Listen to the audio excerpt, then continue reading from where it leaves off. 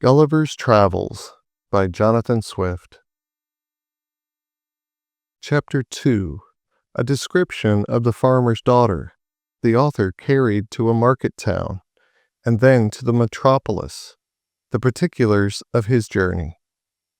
My mistress had a daughter of 9 years old, a child of towardly parts for her age, very dexterous at her needle, and skillful in dressing her baby. Her mother and she contrived to fit up the baby's cradle for me against night. The cradle was put into a small drawer of a cabinet, and the drawer placed upon a hanging shelf for fear of the rats. This was my bed all the time I stayed with those people, though made more convenient by degrees, as I began to learn their language and make my wants known. This young girl was so handy that after I had once or twice pulled my clothes before her, she was able to dress and undress me, though I never gave her that trouble when she would let me do either myself. She made me 7 shirts, and some other linen of as fine cloth as could be got, which indeed was coarser than sackcloth, and these she constantly washed for me with her own hands. She was likewise my schoolmistress to teach me the language. When I pointed to anything, she told me the name of it in her own tongue, so that in a few days I was able to call for whatever I had a mind to. She was very good-natured and not above 40 feet high.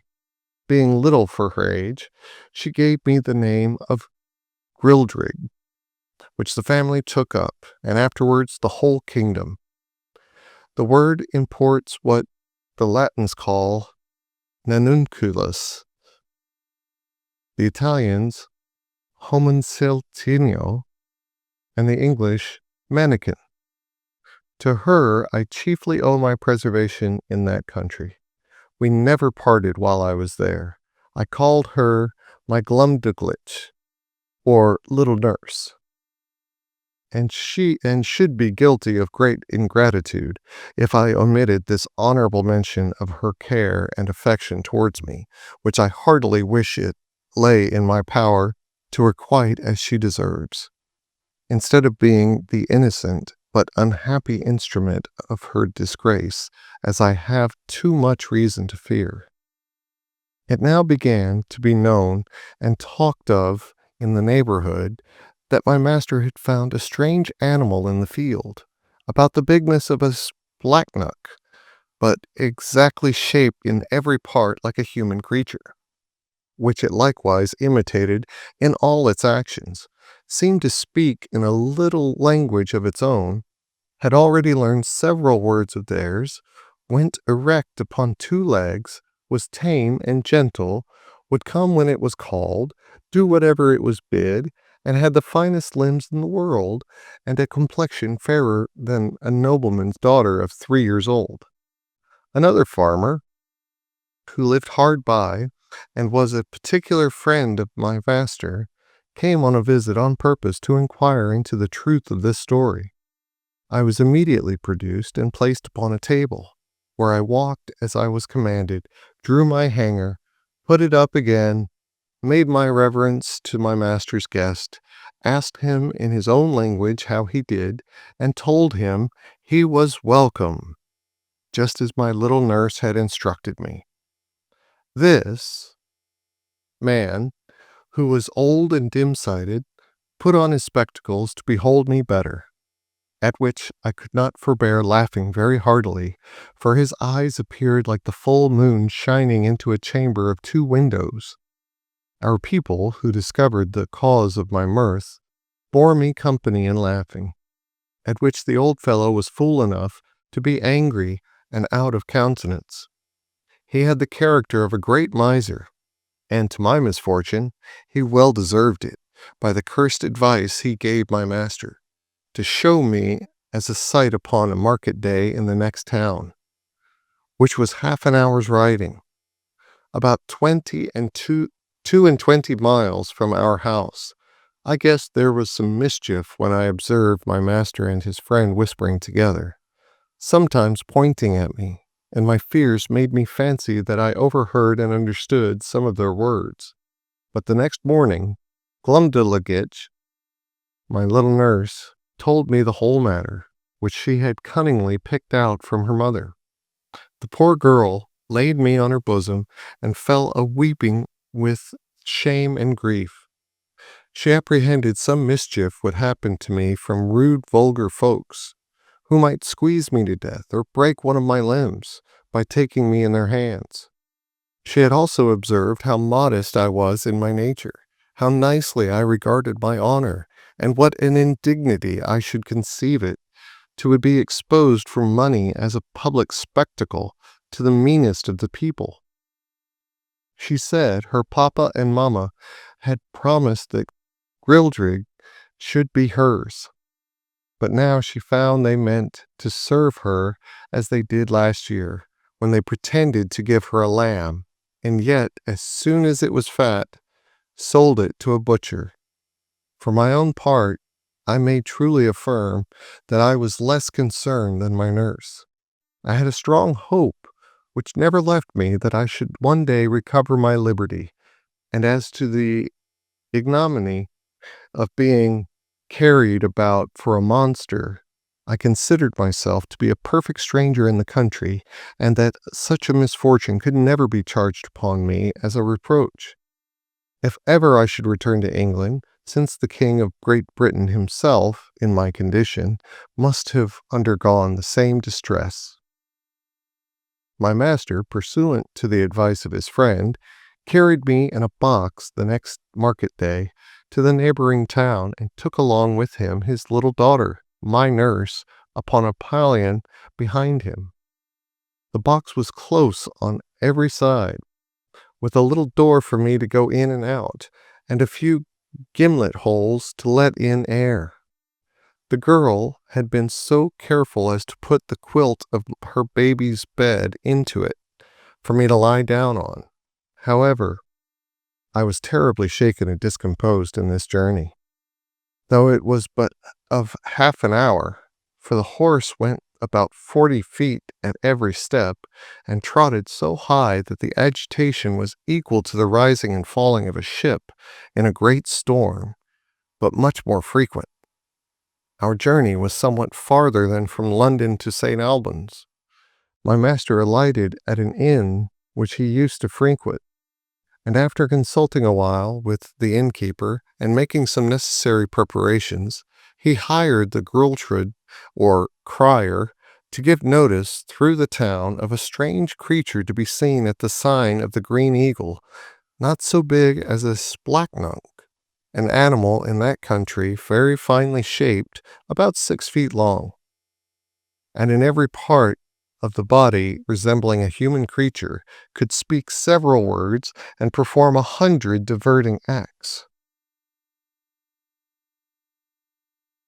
I was placed upon a table in the largest room of the inn, which might be near 300 feet square.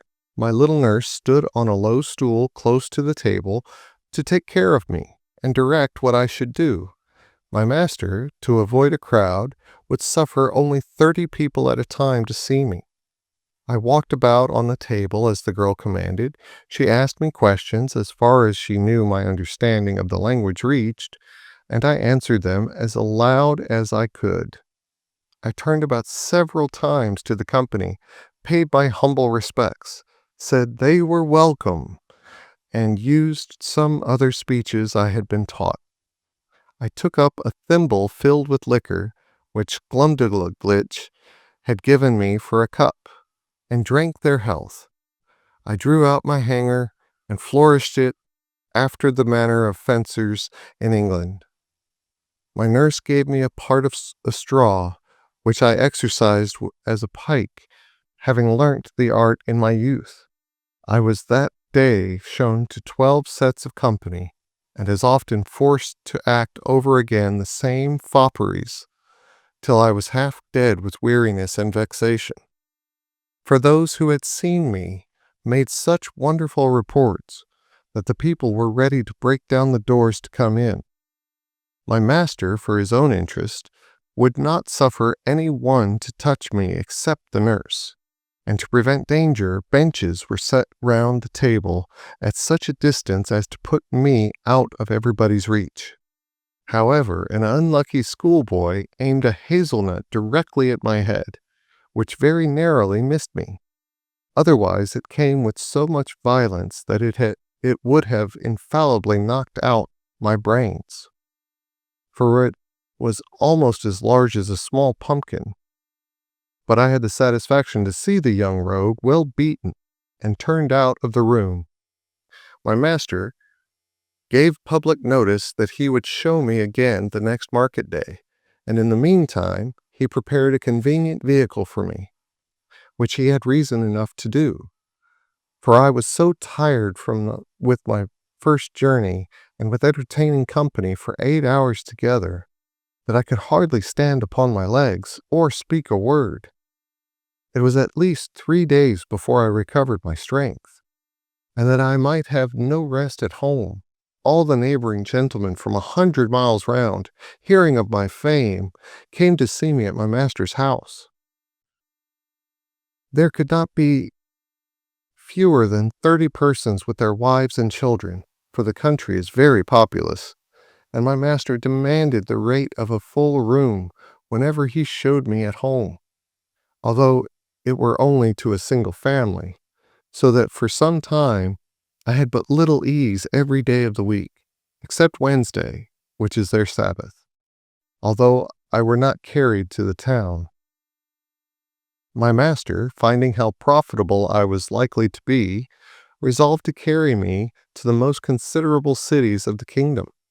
Having therefore provided himself with all things necessary for a long journey, and settled his affairs at home, he took leave of his wife, and upon the 17th of August, 1703, about 2 months after my arrival, we set out for the metropolis, situate near the middle of that empire, and about 3,000 miles distant from our house.